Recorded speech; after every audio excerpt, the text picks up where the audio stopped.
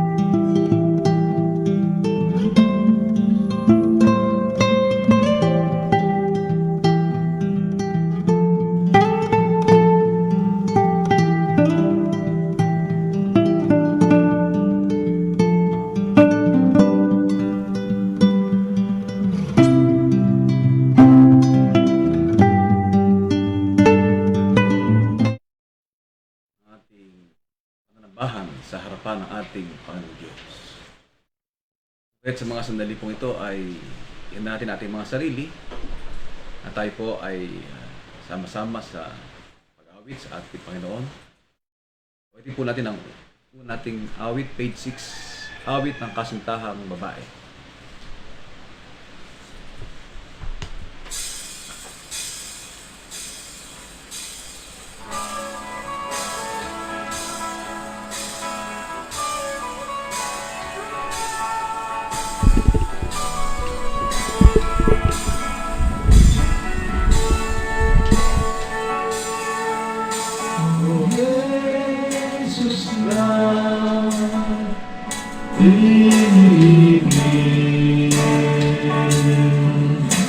Ako sa'yo nangangalabig, nagilig ka, nagtitiis sa iyong pagbabalik.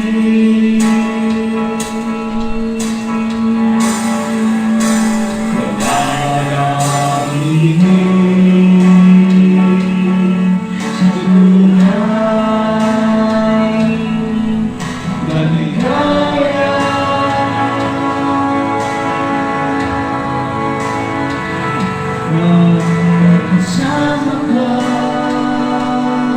sa paligid ng Ama.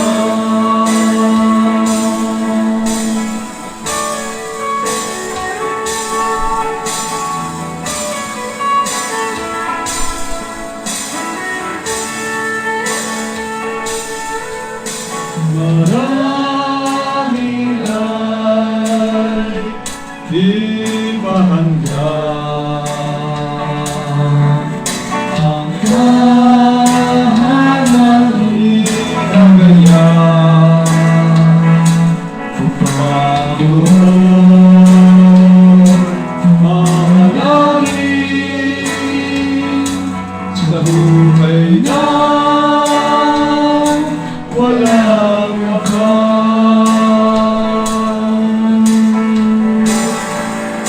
Walang nahihigit sa tunay na ligaya.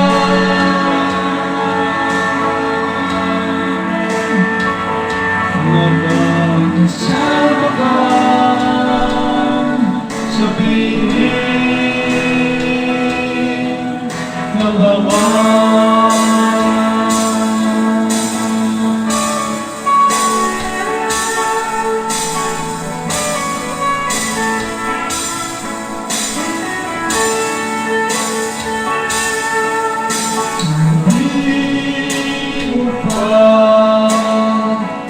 Sa Panginoon,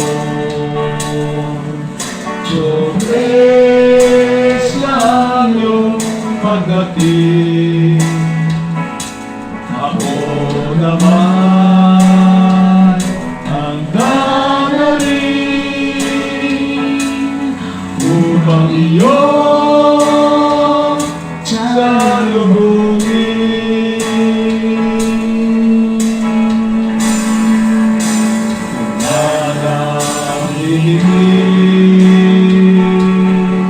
Sa tunay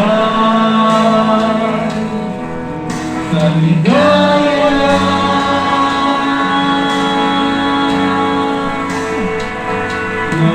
magkasama ka sa piling ng Ama.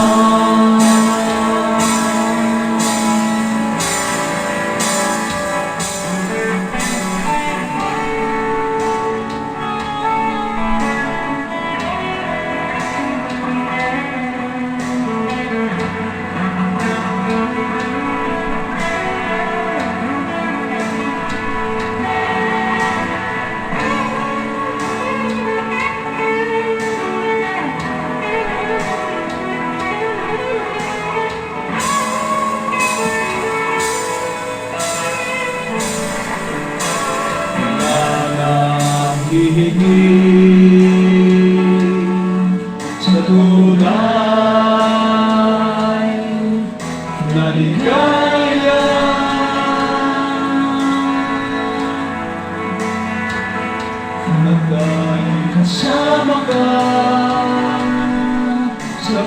galing ng Ama.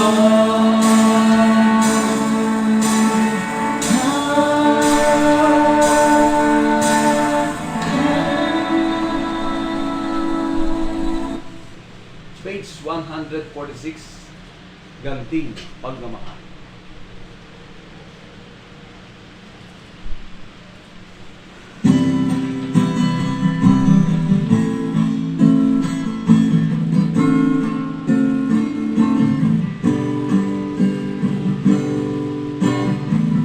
Anong ligaya ang aking nalaman, magbuhat ng ikaw ay magkasama.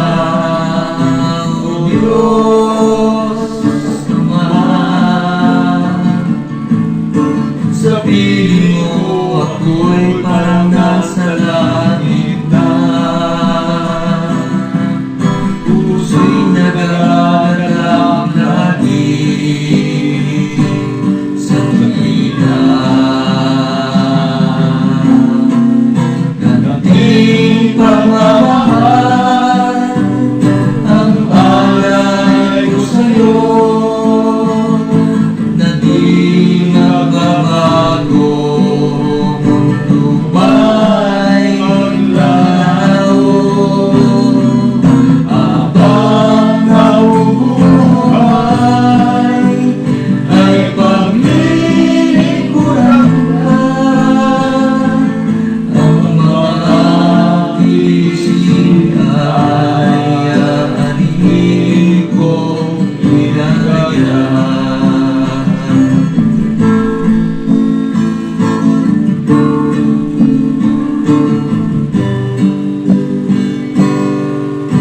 Sa bawat sandali ay alaala ang mga utos mo at ingatan sa tuwina. Aalayan kita at luluhatiin ang mga awiting di minamalaking. Ganting pagmamahal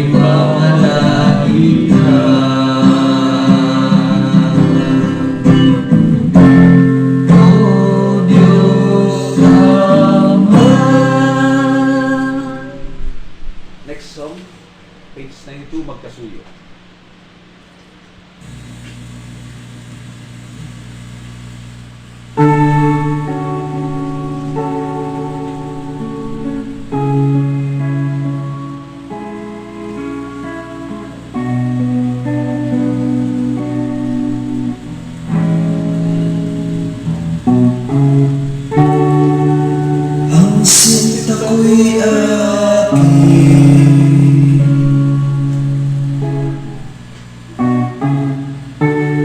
At ako'y sa Kanya. Damdaming nadarama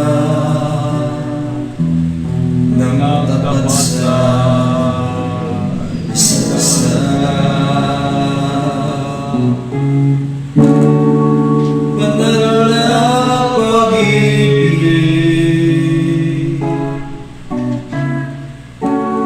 ang nagtali sa Kanya.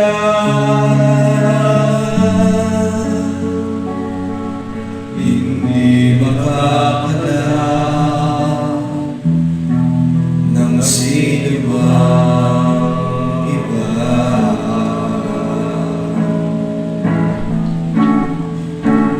Magkasuyungan sana'y sa bawat kabanalan. Namuhunan ng tiisin, alam-alam sa may lalang. Ang walhating hinihintay ay di kayang matumasan. Ang pagluha at bighain, mga kalumayan.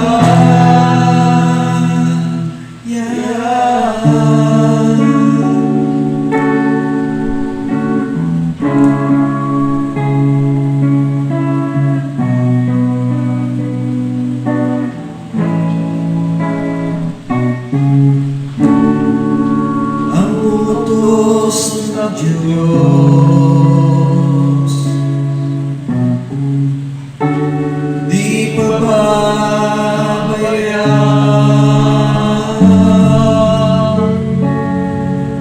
Landasin ng katwiran, patuloy na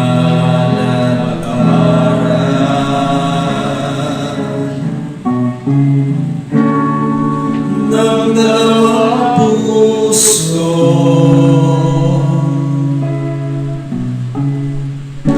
Sa tukoy na batayan, ang tanging layunin, mapagtagumpayan.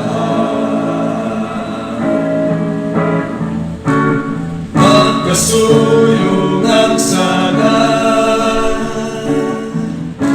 sa bawat kabanalan. Namuhunan ng tiisin, alang-alang sa may lalang.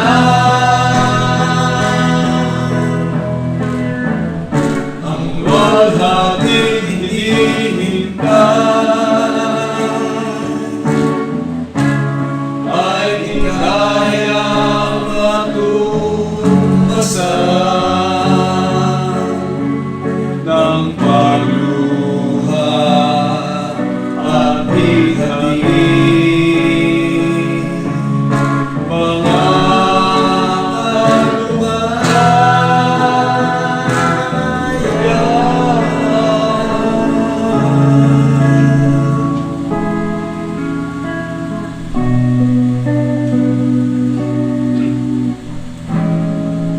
Mga kapatid, ang huling awit pa lang, page 89, Kabiyak ng Puso.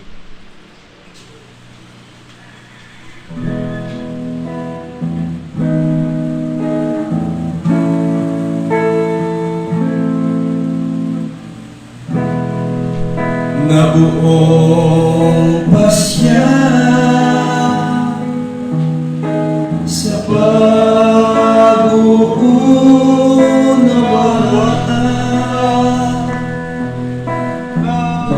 ng dalawang puso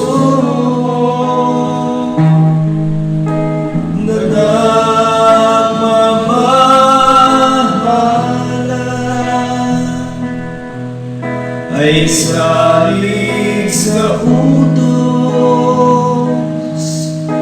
ni Kristong dulugan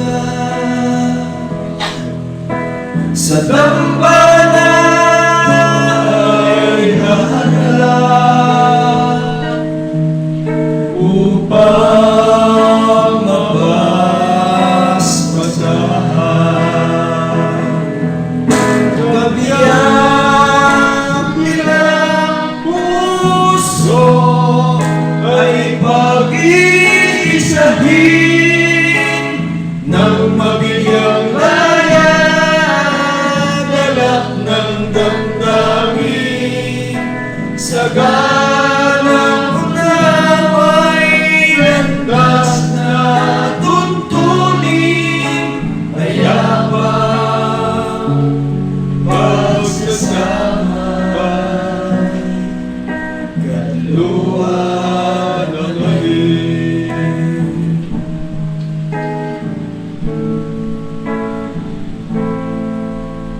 Mayang manahan ang Espiritu ng Diyos kasama namin Diyos pagkataong noon. Ngunit tayong lagi ang banal na utos, dangal ng pagsasama ay ingat ang lubos. Kabiyak nilang puso ay pag-iisahin ng mabigyang laya, galak ng damdamin, sagalang unaway landas na tuntunin, mayabang pagkasamay, kalaluan ng halik.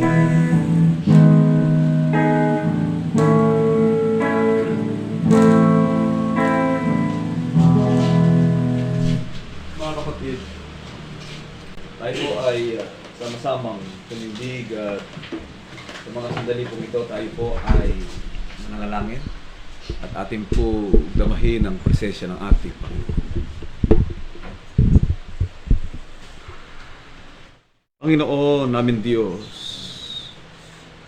amang banal na makapangyarihan sa lahat, sa hapon pong ito, dakilang Ama, narito po kaming ilan po mga hamak, mga walang kabuluhan po, mga alipin, sama-sama pong nakapanindigan sa iyong banal na harapan.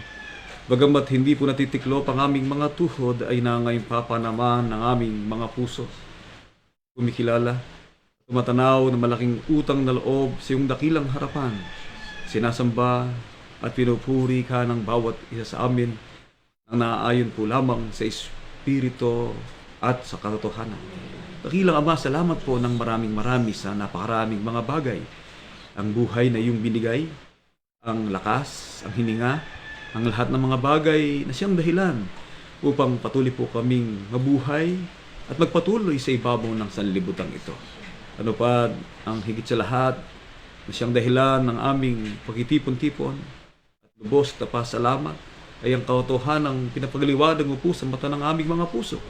Sa gitna po ng maraming mga taong nabubuhay sa ibabaw ng sanlibutan ito at sa bansang ito, ay kami po ay iyong hinirang at pinili, ibinukod sa gitna ng mga taong nabubuhay upang tawaging kaharian ng mga saserdote, mga anak na inilaan sa mga dakilang pangako. Dakilang Ama, dahil lang po sa kapalarang ito na tinanggap ng bawat isa sa amin, ay wala po kaming maaaring ibayad o itumbas sa iyong mayamang pag-ibig. Kundi maliban na lamang po ang sa ganitong mga kaparaanan na sa tuwing marating, sumasapit ang oras ng aming pananambahan, ay magsama-sama na po kaming iyong mga anak.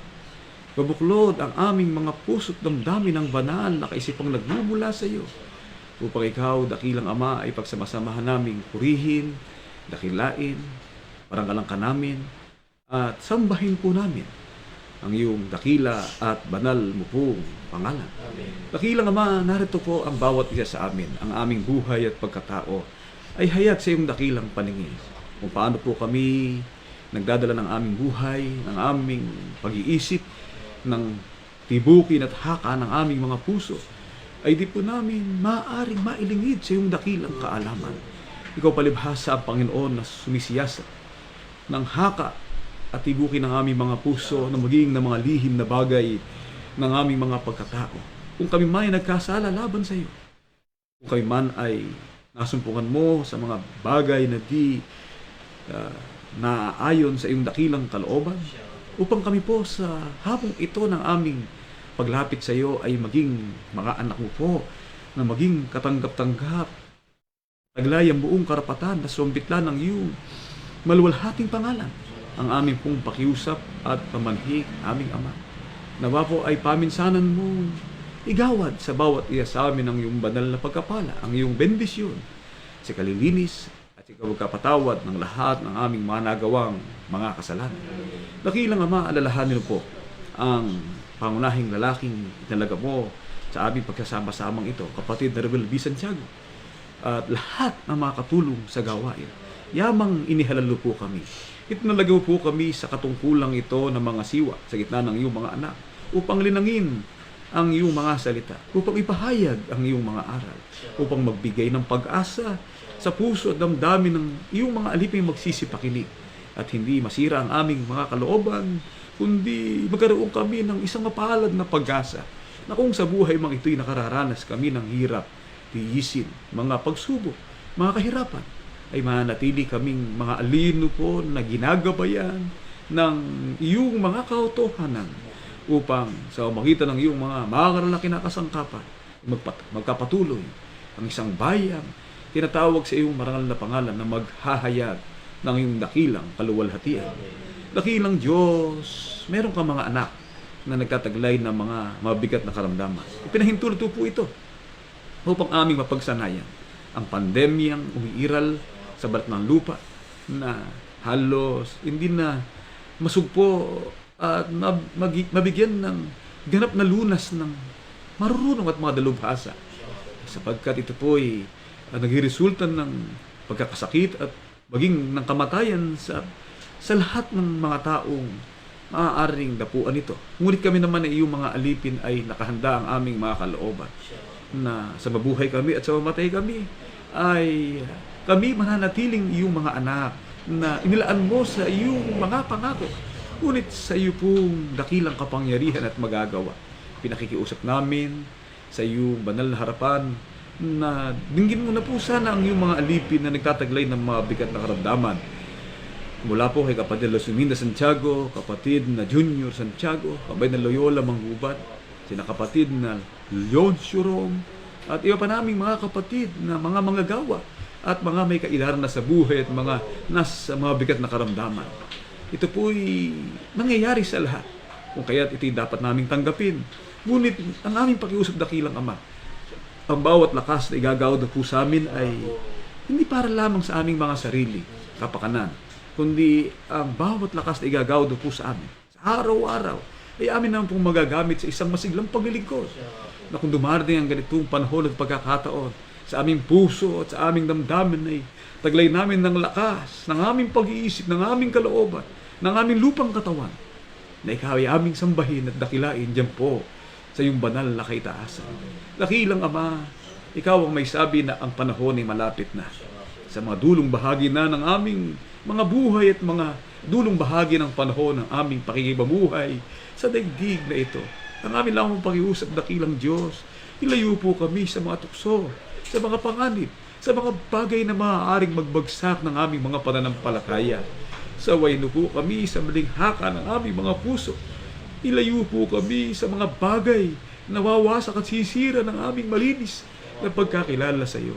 Kami naman ay iyong mga alipin ay naghihintay ng iyong pagkukupkop na ang katawang ito na may kamatayan ay mapalitan ng walang kamatayan. Sa patuloy naming pagtitiis, patuloy naming pagtsatsaga, patuloy naming pagsisikap, may pagwawagi namin ng aming mga pananampalataya upang sa dako paroon ng panahong darating ay makakapiling namin ang aming Panginoon. Makakasama kami sa kumpamento ng mga banal na maghaharing kasama niya magpasawalang hanggan. Dakilang Ama, sa pag-aaral po ng iyong mga salita, sa bukas na aklat at sa haligan ng aming pagtitiwalay, umaasa kami, hindi lang namin maririnig, kundi magkaroon ng pitak sa aming mga puso.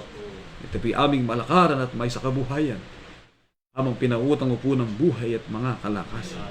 Ikaw ang Diyos na dakila, mayaman sa lahat, dakila sa kapangyarihan at sa kagandahang loob. Lalo-lalo na sa iyong mga anak. Alalahain mo po ang iyong mga lingkod na nasa malayong lupain. Mga alino po nasa nalapit na araw ng kanilang panganganak. Ang mga lingkod pong nangibang bayan at naglalakbay. Ikaw ay Diyos, hindi lamang Diyos na nasa malapit, kundi Diyos na nasa malayo. Ang iyong kapangyarihan, ang iyong kagandahang loob ay sumasa lahat at sumasa ibabaw sa lahat at nasa lahat.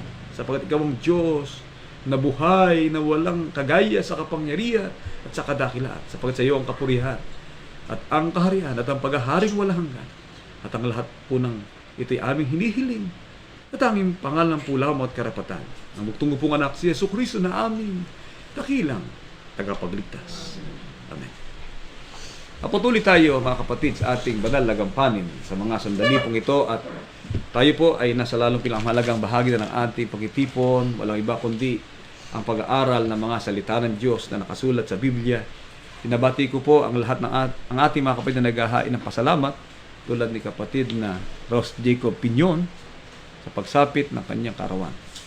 At paksa po na ating pagkasama-samahan sa loob ng IDB ang pagkakaroon ng tunay na mag-asawang pinagsama ng Diyos ayon sa Biblia.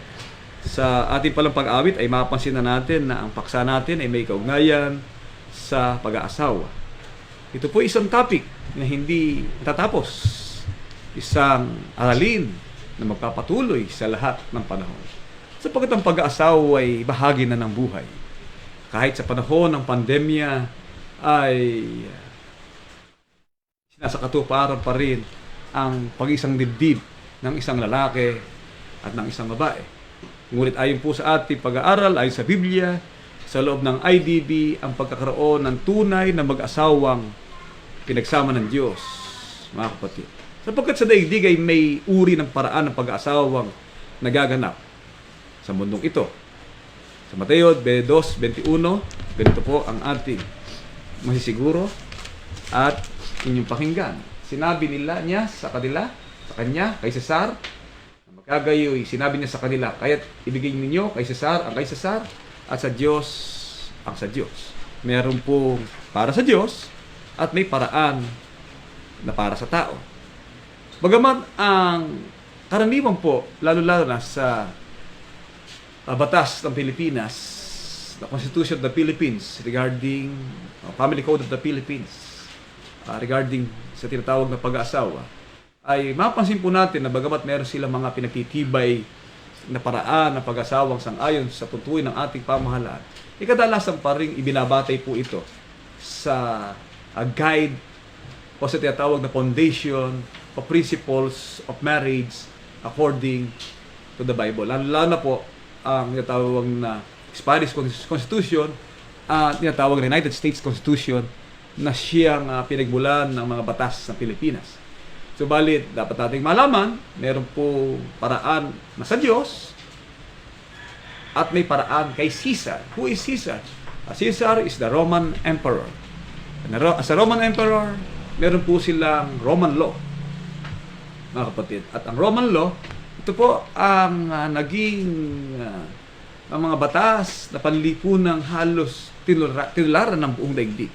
The Roman Senate, the Roman Council, the Roman King, the Roman jurisprudence on many things. Mga kapatid, hanggang sa dumating ang panahon ng mga pagbabago, panahon ng sibilisasyon, halos ang Roman law na kay Caesar ay batayan ng mga tuntunin sa pamumuhay ng isang bansa, ng mga tao sa isang lipunan, mga kapatid. Ngunit, dapat nating malaman na magkaiba po itong paraan ng paglilingkod.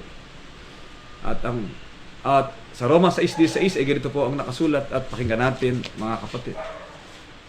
Hindi ba ganun nyo nalaman na kung kanin ninyo inihahandog ang inyong mga sarili na pinakaalipin upang tumalima? At kayo mga alipin yung inyong tinatalima, maging ng kasalanan sa ikamamatay, maging sa pagtalima sa ikapagiging matuwid. Meron tayong tinatawag na pagtalima. At hindi po natin may iwasan na palibhasay. Narito po tayo sa daigdig. Sinasabi rin po ng probisyon ng banal na kasulatan sa aklat ng Pedro ay pasakop din kayo sa palatuntunan ng tao. Hanggat ang palatuntunan ng tao, 2:13 na aklat ng Pedro, kayo pasakop sa bawat palatuntunan ng tao, alang-alang sa Panginoon. Meron pong pagtalima. Ngunit hindi po dapat na magkabangga ang pagtalimang yan. Sapagkat kung ang pagtalima ay wawasak na at sisira na ng tuntunin ng mga aral ng Diyos, mga kapatid, ay hindi po natin pahihintulutan at hindi natin gagawin kung ito po ay lumalabag na sa tuntunin ng Diyos. Meron tayong tinatawag na religious rights and meron din tayong tinatawag tayo na civil rights, civil law, bills of rights. Tinatawag na the right of suffrage, the right of religion, the right na ipinahihintulot ng tuntunin ng batas. Kaya nga, maging sa pagkakasal, may paraan ng pagkakasal, meron tinatawag na civil wedding, at meron pong tinatawag na religious wedding. Religious ceremony sa magitan ng pangasiwa ng mga mangaral, mga kapatid. At meron namang pangasiwa na civil na pinangasiwa ng isang mayor, ng isang judge, ng isang chief captain, or airplane chief, military commanders of a unit, a consul general, a consul, or vice consul. At saka yun po sa ating family code of the Philippines, may 3 bahagdan ng pwedeng magkasal. Sino po sila? Yung mayor, ang natawag ng hukom, at ang rabbi, o ministers, or priest. Kaya sa panahon po ng kapatid na Danilo, ay ginawa po niya ay meron din siyang authority to solemnize marriage. Sapagkat minsan po, may mga okasyon kasi sa panahon ng yumao kapatid na Abilino na pupunta muna kay Mayor, kung kasabay din ng okasyon ng mga sinauna para may makakain na. Matapos hindi agad darating si Mayor bago mag alas 12, dadaling pa sa chapel ng alas 12. At saka pa lang pangasiwaan ng ministro, ang epekto po nun, alas 3 na ng hapon makakain ng tao. Sapagkat may ng handaan. Kaya ang ginawa ng kapatid na Danilo ay kung pinahintulot naman ng Family Code of the Philippines na ang rabbi, ang minister and chief ay meron siyang authority to solemnize para yung dokumento ng pagkakasal ay automatic mapasok na rin sa Philippine Statistics Authority. Ngunit nagkaroon po ng pagbabago sa panahon ng kapatid na Ruel sapagkat inabutan po niya ang tinatawag na civil dispute na meron po tayo usapin na sa kasalukuyan po ay nasa Court of Appeals at nanalo na tayo dito. Ngunit dahil po sa may dispute para po sa tinatawag na authority of governance, bagamat tayo po ay sa atin ang advantage, ay kinakailangan po ito na magkaroon ng final and executory. Sapagkat kinakailangan pa itong dinggin sa Regional Trial Court mula sa ating pagkapanalo sa sa Court of Appeals. Kaya sa kasalukuyan, dahil sa nagkaroon din ng pandemya, bumagal ang lahat ng proseso at nagkataon din sa pagbagal ng lahat ng proseso, ang atin lang po isinasagawa ngayon ay ang pahintulot na tinatawag na religious ceremony na kung saan ay may higit na bagsik at higit na karapatan sapagkat ipinahihintulot din po ng Konstitusyon ng Republika ng Pilipinas, the separation of church and state, Article 2, Section 6 of the Philippine Constitution, the separation of the church and the state shall be inviolable. Inviolable, that must not be violated or injured. Ito be sacred, banal, di malalabag. Kaya po, ang relihiyon at ang pinuno ng relihiyon pwede magkasal sa religious. Ngayon, kung ang pag-uusapan is valid ba ito sa civil, kinakailangan magpa-civil kayo. Punta kayo kay Mayor, magpatala kayo. Pero sa atin, ang mahalaga po ay huwag mapahamak ang kapatid, magpabasbas kayo. Kaya po sunod-sunod ngayon ang mga naaanib sa IDB, kadalasan po ay ang mga dalagang kapatid na nakahikayat ng mga sundalo. Kinakasal po natin yan sangayon sa paraan ng ating pananampalataya sapagkat yan po ay ipinahihintulot ng konstitusyon ng ating republika na separation of church and state. Kung hindi man tinaglay ang karapatan para magkaroon ng civil authority, ay hindi po humina ang karapatan ng isang mangaral na magkasal sang-ayon sa kanyang pananampalataya. Mga kapatid. Kaya, sa ganito pong kalagayan, kaya masabi ko lang po dito, sa panahon ng pandemya, napakainam magpakasal. Kapatid na Arnold, napakainam magpakasal. Mga kapatid, bakit? Katulad sa Cavite. Ang Cavite ay nasa sila ng MECQ. At sinasabi ng palatuntunan ng tao, yung tawag na IATF rules at rules of provincial o municipal city government of Tagaytay. Sa pamagitan ng kagalang-galang Agnes Tolentino na hindi pwedeng magpakasal at ang miyembro ng tao papasok sa kasalan ng 10 lang, nahihigit sa 10. Ngayon, may provision din doon na pwede namang umattend ng kainan na kung tawagin al fresco dining. Nag-apply yung kapatid sa pagkapakasal ngayon. Napakahirap pumunta ng Cavite. Pag hindi kami nakarating ng Cavite, hindi matuloy ang kasal ninyo. Bakit? Merong lockdown sa Nueva Ecija. Dadaan ka sa pagitan ng NLEX.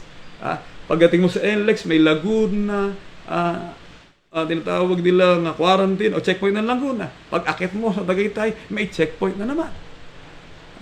Ano ang gagawin natin dito?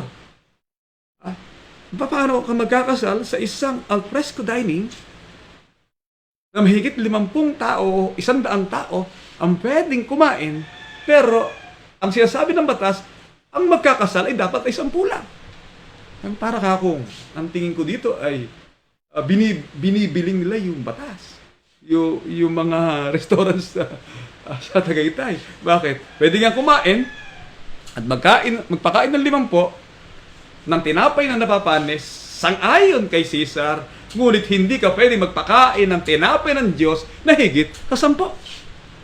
Paano ka gagawin dito? Hindi kami pwede magkasal ng pakunwaring kasal na ang tinis ay nakikikain, samantalang palilitawin niyang siya nagkakasal. Ang solusyon ka po, kapatid na Lorenzo, at natanggap naman po nila, pupunta kami sa gabi. Bigyan mo kami ng accommodation sa gabi. Ang pastor mo, ninyo, at ako po inutusan ng Kapatid Ruel na ayusin yung kasalan sa isang mahigpit na quarantine. Doon sa loob na accommodation, babasbasan namin kayo. At sa araw ng bukas, maglalakad lang kami para makikain at idideklara namin na mula sa araw na ito, sangayon sa tuntunin ng ating panampalataya, deklarasyon lang at proklamasyon lang na kay ganap ng mag-asawa, maaari mo na siyang halikan, pwede nang kumain. Kaya minsan po ang batas ni Cesar at batas ng pagkapahintulot sa karapatang pangrelihiyon, hindi po patas. Mga kapatid, kaya mahirap po sa mga maliit na bagay mabutasan ang iglesia. Mahirap po sa maliit na bagay ay humina ang prinsipyo ng ating pananampalataya. Sapagkat kay Cesar, 22:17, Mateo, pakinggan po natin. Sabihin mo nga sa amin, ano sa akala mo, matuwid baga bumuwis kay Cesar? O hindi. Meron pong batas kay Cesar, batas ng pag-ubuwis. Kaya tayo po, nag-ubuwis din. Kaya ang kinakailangan po dito to harmonize. To harmonize, o tawag na pamahalang panlipunan na wala kang malalabag. Sabi ng IATF, ito yon, ito yon. Sumunod ka. Sinabi ng IATF, pwede kang magkasal, 10 lang, 10 lang. Ha? Ngayon, sa alfresco dining, hindi ako magkakasal. Bakit? Ang sign ng restaurant, bawal po ang social media, bawal po ang picture, bawal lahat. E di niluluko mo lang ang sarili mo to. Ha? Sapagkat ang mangyayari pag nakuhanan ka ng picture na nagkakasal ang isang pastor sa isang mahigpit na quarantine, sasabihin ng resort owner, hindi ika namin alam yan eh. Ang inapply la ika sa amin eh, kakain lang sila sa isang alfresco dining. Ang Manila, ang Laguna, ang Cavite ay modified enhanced community quarantine. Kaya mabigat ang matuntunin ukol po dyan. Kaya ang mahalaga dito, nasunod mo yung batas na panlipunan, wala kang nalabag. Wala po tayo nasira. Wala po tayong pinawalang bisa. Kaya ang pautuan ni Kristo, kasi po ang sanglibutan, meron talagang pag-aasawa. Lucas 20:34, pakinggan po natin. At sinasabi sa kanila ni Jesus, nagsisipag-asawa ang mga anak ng sanlibutan ito at pinapag-aasawa. Sino ba ang sanlibutan tinutukoy ng ating Panginoon sa Kristo na nag-aasawa at pinapag-aasawa? 2:15 hanggang 16, nakakalat ng unang buwan. Huwag ninyong ibigin ang sanglibutan ni ang mga bagay na nasa sanglibutan. Kung ang sino man ay umiibig sa sanglibutan, ay wala sa kanya ang pag-ibig ng Ama. Sapagkat ang lahat na nangasang libutan, ang mga samangpitan ng laman at ang mga samangpitan ng mga mata at ang kapaluan sa buhay ay hindi mula sa Ama kundi sa sanglibutan. Ay ang pag-aasawa po ng sanlibutan, lagi po sablay. Lagi po nakalalabag sa tuntunin ng mga aral ng ating Panginoong Diyos. Mga kapatid, yan po ang nangyayari. Kaya pansinin po natin, tinalian ng batas ng gobyerno, at sa batas ng gobyerno, sumama ng sumama ang mga batas tungkol sa pag-aasawa. Sa Pilipinas na lang ang walang batas tungkol sa tinatawag na same-sex marriage. Ang Pilipinas na lang ang walang batas, mga kapatid, tungkol sa pag-asawa ng lalaki sa lalaki at babae sa babae. Sa kasalukuyan po ay merong inilalatag mga magiting na mga mababatas sa ating mababang kapulungan ng Kongreso na kung tawagin po ay SOGI Bill. What is SOGI Bill? Sexual Orientation and Gender Identity. Ito po ay batas na kung makapagtitibay ay manganganak ito sa isang panibagong batas ng tinatawag na gender equality, na ang lalaki ay pwede na mag-asawa ng lalaki at ang babae ay pwede na mag-asawa ng babae. Subalit, matagal pa yan. Doon pa lang sa sexual orientation and gender identity. Ang ibig sabihin, pag pumunta ka sa CR, ang isang may-ari ng restaurant, 3 CR ang gagawin niya. Meron para sa babae, meron para sa lalaki, at meron para sa LGBT. Ano po kaya gumulo, nagkakaroon po ng mga issue tungkol sa bagay na yan. Gusto po nilang palitawin na karapatan ng isang natawag na third gender na mabuhay. Ako naman po, naniniwala ako na sila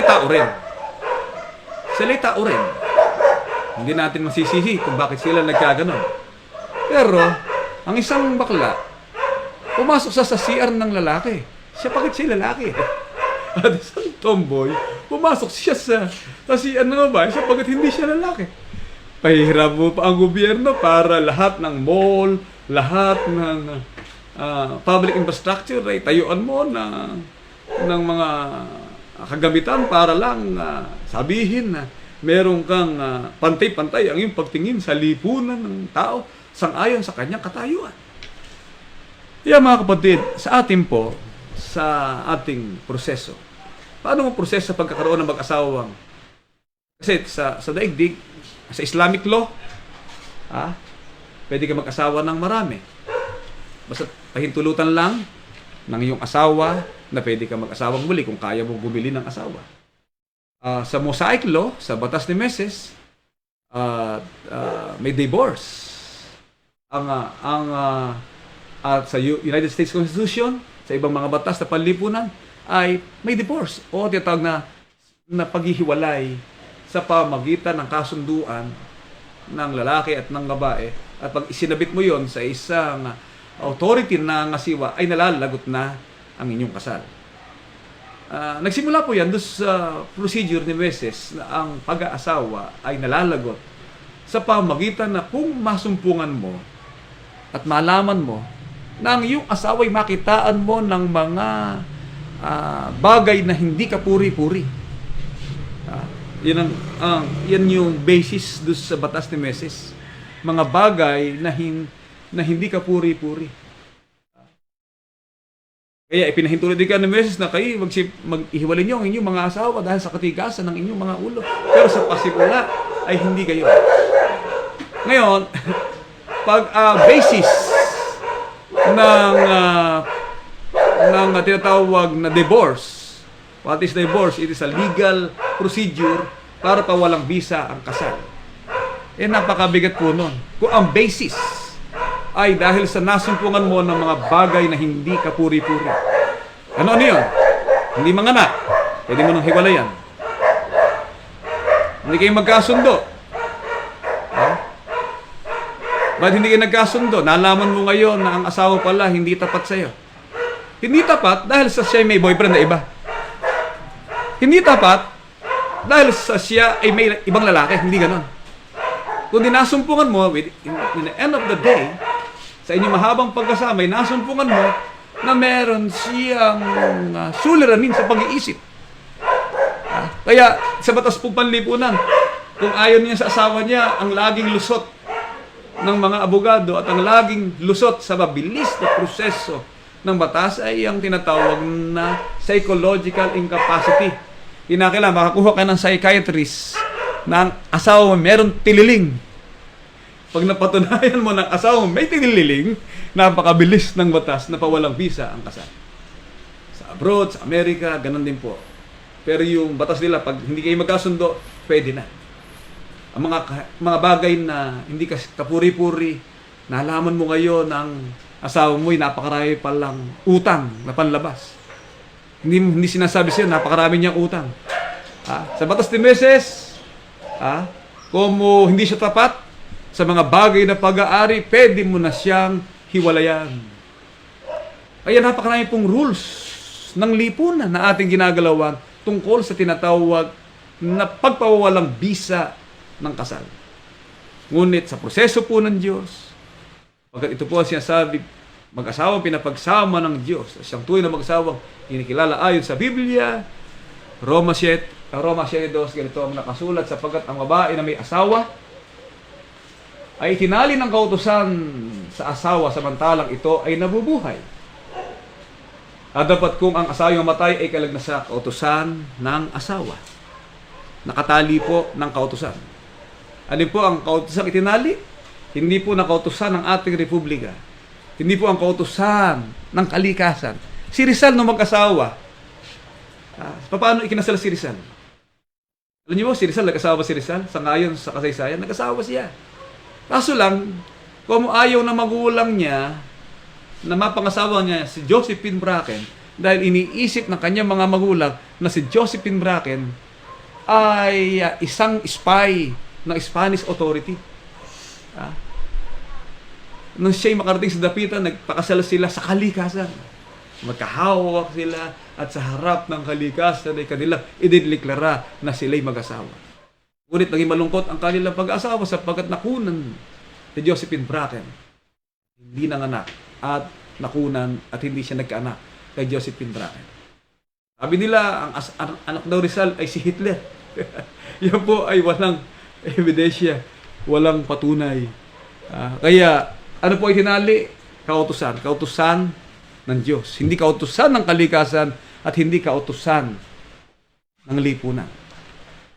Kaya yung kautusan ng lipunan, kaya lang naman kailangan din yan kung may ipamamana kang lupa. Yung kautusan ng lipunan, kaya kailangan yan para palitan ang apelyido mo. Yung kautusan ng lipunan, kailangan yan pang manganganak ang asawa mo. Bakit? Kasi pag nanganak ang asawa mo, na hindi kayo kasal sa lipunan, merong problema sa tinatawag na birth certificate ng bata. Alam niyo po ang nakalagay doon? Pag nag-asawa ka, ginasal ka ng ministro na po, hindi automatic papasok sa PSA yun. Dahil nga, in absence o tinatawag na solemnizing authority ng gobyerno. Pero hindi ang ibig sabihin humina ang kanyang authority sa pagkakasal sapagkat siya'y mangangaral ng Diyos. Ang wala sa kanya, yung pagkakalista mo doon sa rehistro ng inyong kasal. At the same time, pag nagkaanak ka, sasabihin ng midwife, sasabihin ng nurse, sino ba ang tatay? Pakita nga po ng inyong marriage contract. Pag hindi ka nakapagpakita ng marriage contract, nung araw may problema po sa pagkapangalan. Kinakailangan ipangalan sa ina. Ngayon, hindi na po. Ipapangalan pa rin sa tatay dahil sa inaamin mo at tinatanggap mo at ine-claim mo na anak mo siya. Pero ano po ang problema sa birth certificate? Lilitaw doon sa ilalim ang status ng bata ay illegitimate. Yun ang batas ni Caesar. At meron tayong mga kapatid na nagkakaroon dahil sa sinabi na nga namin sa basbas. Mula ngayon, kasal na kayo sa Diyos. Kasal na kayo sa ating pananampalataya, ngunit pasakop pa rin kayo sa palatuntunan ng tao. Punta kayo kay mayor, alista kayo, patala kayo, para sa inyong family matters, sa inyong pag-aari, sa pagkapangalan sa inyong anak. Kung hindi mo susundin yung aming payo, ganun po ang naging epekto. In the end of the day, maililipat din naman yung legitimate to legitimate kung makakomply ka na sa mga kinakailangan ng batas. Kung ikaw halimbawa ay isang pensyonado, isang SS beneficiary, hindi magagamit ng asawa mo yan sapagkat hindi po nailipat ang pangalan. Kaya, ang lahat pong yan ay ating titimbangin. Ngunit sa ibabaw po ng lahat, kung ang pinag-uusapan po ay pananampalataya, ay pinakamahalaga po ang tinalian ng kautusan ng Diyos sa pangasiwa ng kanyang mga sugo. Ikalawang Korinto 5:18 hanggang 20 ay ganito ang nakasulat. Dapat ang lahat ng mga bagay ay pawang sa Diyos. Na pinapagkasundo tayo sa Kanya rin sa pamagitan ni Kristo at ibinigay sa amin ang ministeryo sa pagkakasundo. Sa makayot bagay na ang Diyos kay Kristo ay pinakipagkasundo ang sanglibutan sa Kanya rin, na hindi ibinibilang sa kanilang mga kasalanan at ipinagkatiwala sa amin ang salita ng pagkakasundo. Kami ng mga sugo. Sa pangalan ni Kristo, nawaring namamanhik ang Diyos. Sa pamagitan namin, kayo pinamamanhikan namin sa pangalan ni Kristo na kayo'y makipagkasundo sa Diyos. Sino po ang nagtali ng kautusan, pinangasiwaan ng mga sugo ng Diyos? Kami nga'y mga sugo. Mati sugo, katiwala, utusan na tagapagkasundo. Nagkasundo sapagkat tinalian kayo ng kautusan. At ang tinalian ng kautusan ay nasaan?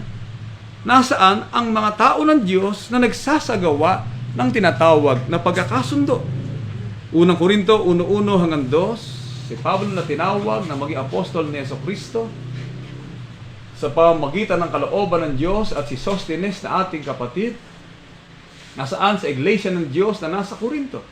Sa makayod bagay sa mga pinapaging banal kay Kristo Jesus, tinawag ng mga banal na kasama ng lahat ng mga nagisitawag sa bawat dako sa pangalan ng ating Panginoong Jesucristo na kanila at ating Panginoon. Nasaan si Apostol Pablo? Nasaan ang mga apostol? Ang mga apostol po ay nasa iglesyang sa Diyos. At ang iglesyang nasa Diyos ay ang iglesia ng Diyos. At doon po sa iglesia ng Diyos, na buhay kay Kristo Jesus, naroon po ang mag-asawang pinagbuklod sa Katwiran 2:19 hanggang 20 na aklat ng Oseas. At ako'y magiging asawa mo magpakailanman. Kailan? Hanggang kailan? Magpakailanman. Hanggang nabubuhay ang asawa. Ngunit kung patay na ang kanyang asawa'y tapos na si magpakailanman. Yun po ang rule.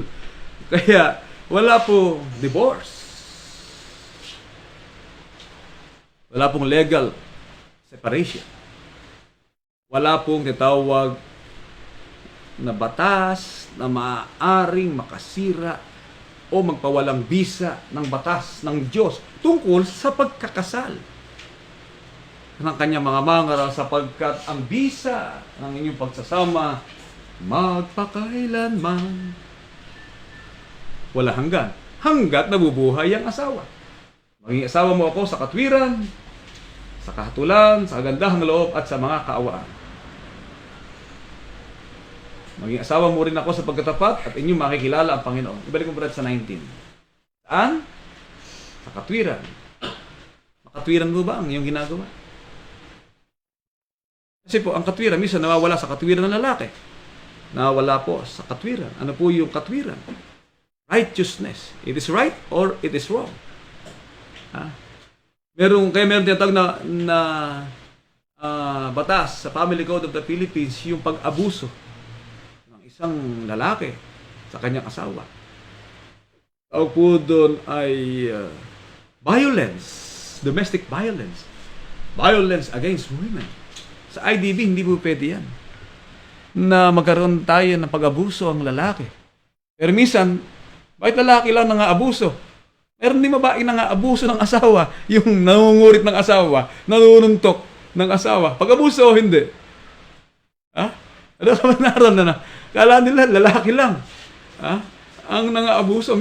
Kaya hindi pantay ang batas ng gobyerno. Walang violation against man by the wife. May lalaki po pinutulan ng sandata ng asawa. Violation o hindi? Violation. Yung naging, violation. Kaya ayaw nang umuwi sa bahay sa tamang oras kasi pagdating sa tahanan, Armalite ang mapakinggan is a violation against the righteousness. Kaya po, patag yan, pantay yan. Lalaki na ba, kinakalasong din ang tinatawag na katwiran at kahatulan. Kahatulan means justice, hustisya. Hindi makatarungan na ang lalaki hindi mo bigyan ng bahagi ng iyong kita. Ang iyong asawa, ang tawag po dyan sa Family Code, economic violence. Economic violence. Kaya napakabigat po ng pag-aasawa. Hindi perfect ang pag-aasawa. Sabagat minsan ay nawawala ang justice, ang kagandahang loob, yung ganda ng loob, at nawawala po yung kaamuan ng loob. Nagresulta sa pagtatalo.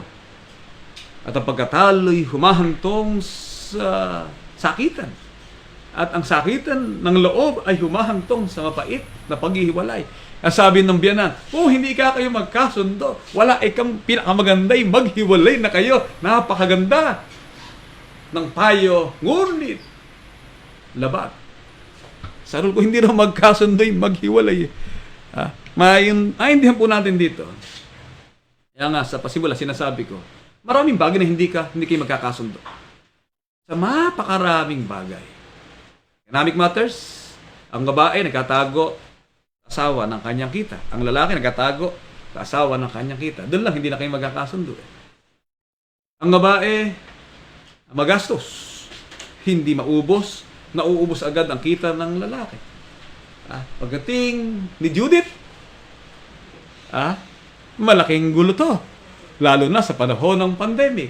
Due date ng kuryente, due date ng bayad sa tubig, due date ng internet, due date ng mga loans, due date ng bayad sa paaralan, due date sa 5-6, etc., due date ng checking tatalbog. Napakaraming problema po. Doon pa lang, kisimula ang tinatawag na hindi pagkakasundo. Pero it is a basis ba? Ito po ba'y batayan para sabihin, pwede na kayong maghiwalay? Magpakailanman. Hindi pwede. Mga kapatid, sapagkat kinakailangan pumasok ang kagandahang loob at pangunawa at kaawaan. Sa panahon po ng modernong panahon, napakarami pong problemang pwede pumasok. Kaya nga meron ako naalala noong araw na isang pelikula na kung tawagin na do not talk to strangers. Huwag kang makipag-usap sa isang estranghero. Baka ikaw ay binubudol-budol na. Baka ikaw ay hinihipnotize na. Napakarami pong hypnosis na nangyayari ngayon. At kinakailangan po talagang maayos ng gusto yung hypnosis sa internet. May hypnosis din dyan.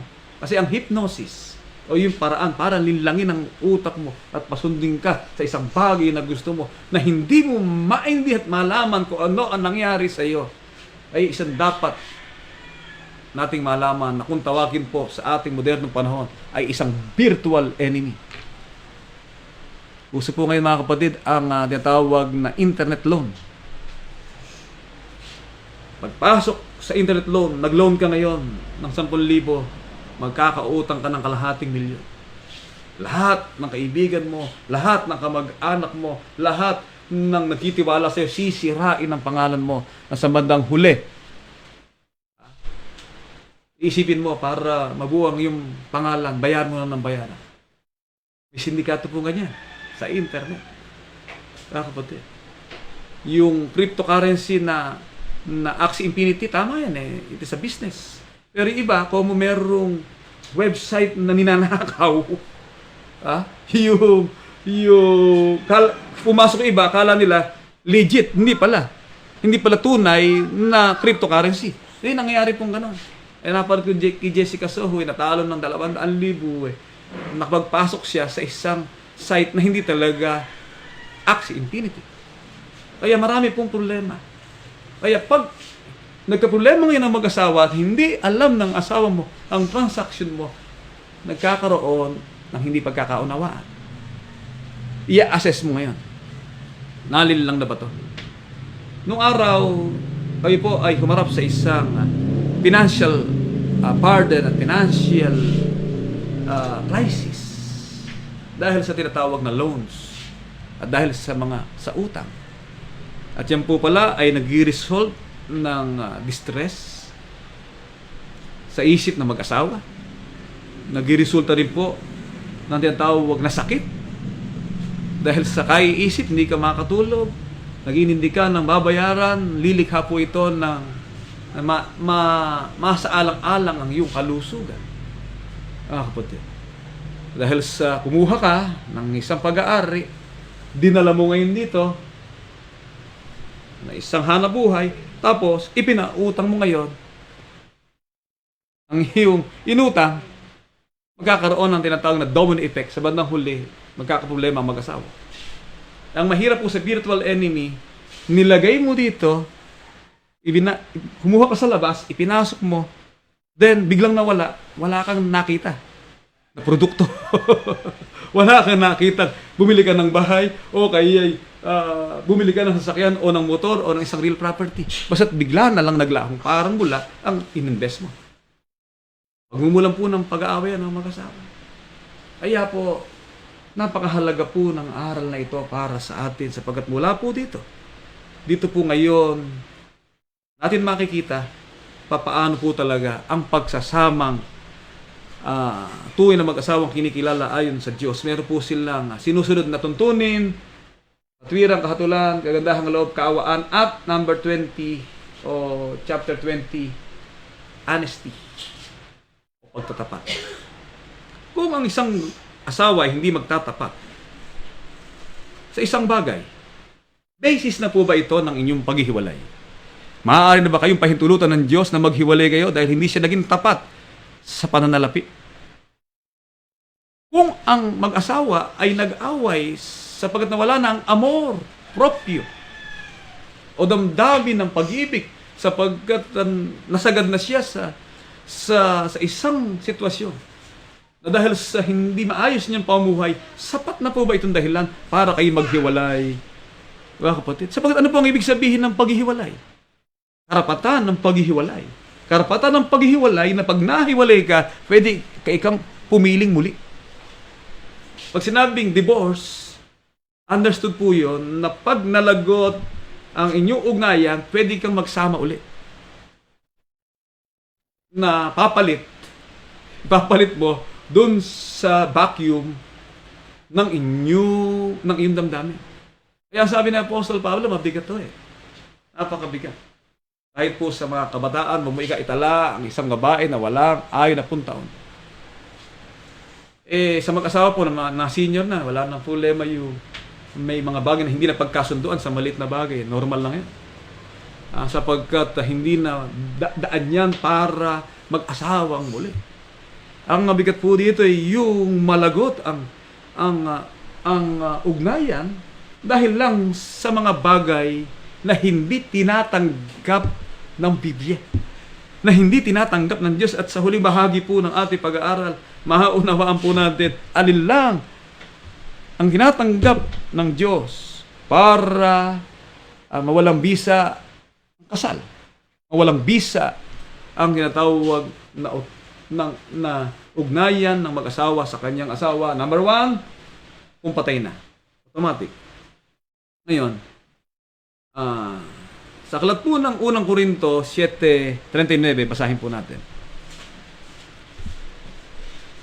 Ang babaeng may asawa ay natatalian samantalang nabubuhay ang kanyang asawa. Ngunit kung patay na ang kanyang asawa, may kalayaan siya makapag-asawa sa kayumang ibig niya sa kalooban lamang ng Panginoon.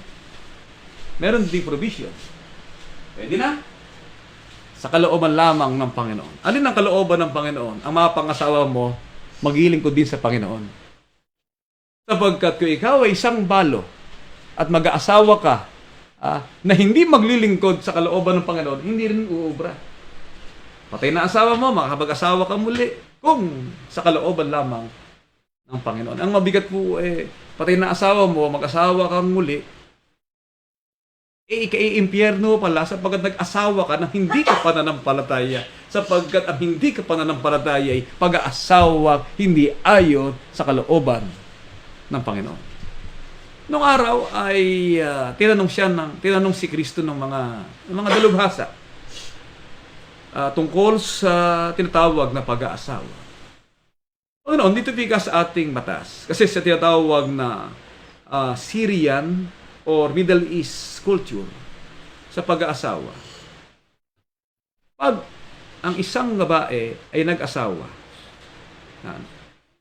at namatay ang kanyang asawa, kinakailangan automatic papangasawahin siya nung second in line na kapatid. Meron nga po dito Panginoon na 7 magkakapatid na lalaki. Si Kuya, si Diko, si Siyaho, si Sangko, hanggang sa 7 magkakapatid na lalaki. Napangasawa po ng babaeng ito si Kuya. Namatay si Kuya. Ngunit sang-ayon sa batas ng ating bansa, pag namatay ang kuya, kinakailangan pangasawahin ni Diko ang babaeng, ang kanyang hipag. Yan ang tuntunin ng ating bansa.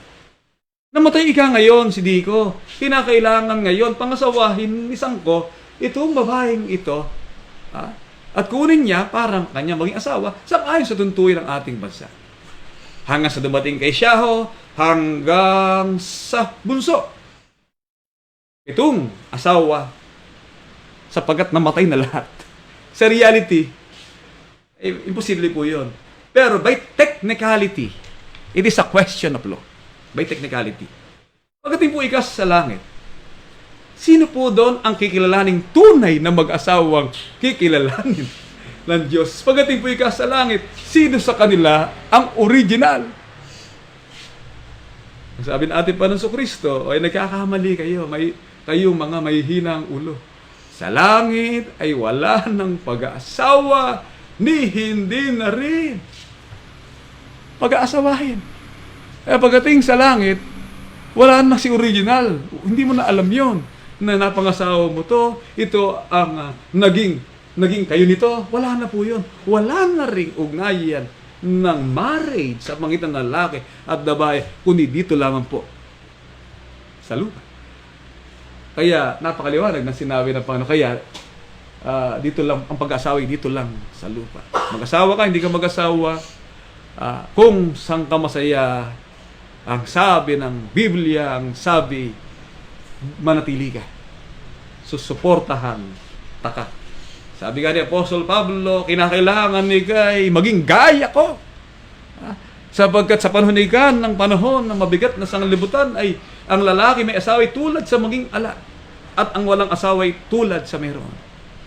Bakit po? Dahil sa kahirapan ng buhay, sa kahirapan ng panahon. Mga kapatid, nung makita nung iba, bakit di kami kasama si Apostol Pablo?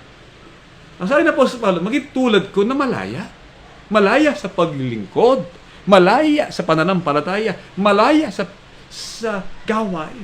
Pero meron siyang asawa. Tulad ni Apostol Pedro na merong asawa. Isang asawang sumasampalataya. Mga kapatid, 7:29, napakaliwanag. At dito po sa Hebreo 13:4, maging marangal naman sa lahat ng pag-aasawa. Kaya po ang paraan, bautismo muna bago kasal. Kinakailangan mo na mas mampalataya muna para maging marangal.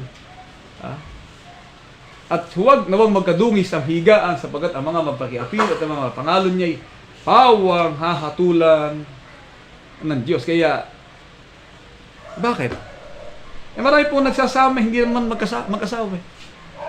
Di ba? Yung mga artista, at tuwan-tuwa pa ang iba, po? Parang, sabi nga ni Lord Santiago, ang bagong couple sa ating panahon by Lord Santiago. Si Bea Alonso at si Dominic Roque. Nagpunta ka sa Paris. At sila kay nagpunta sa mga lugar. Lokohin nyo, lelang nyo. Yung dalawa nyo, walang ginagawa.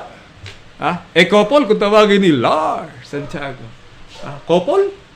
Ano ginagawa ng couple? Di, magsama sa higaan. May isang higaan, hinihigaan. Ginagawa nila ang gawain ng isang mag-asawa, yung tinatawag na intimacy sa isa't isa. At yan po'y labag sa kalooban ng Diyos sapagkat itinuturing silang mapakiapid, itinuturing silang mapangalon niya, at ang mga ito po'y pawang hahatulan ng Diyos. Kaya, sa itong suliranin, doon po sa tanong ko, ang asawa mo'y hindi naging tapat sa utang sa'yo. Hindi mo alam na inutang ka na inutang niya na inutang, lumubog ka sa utang.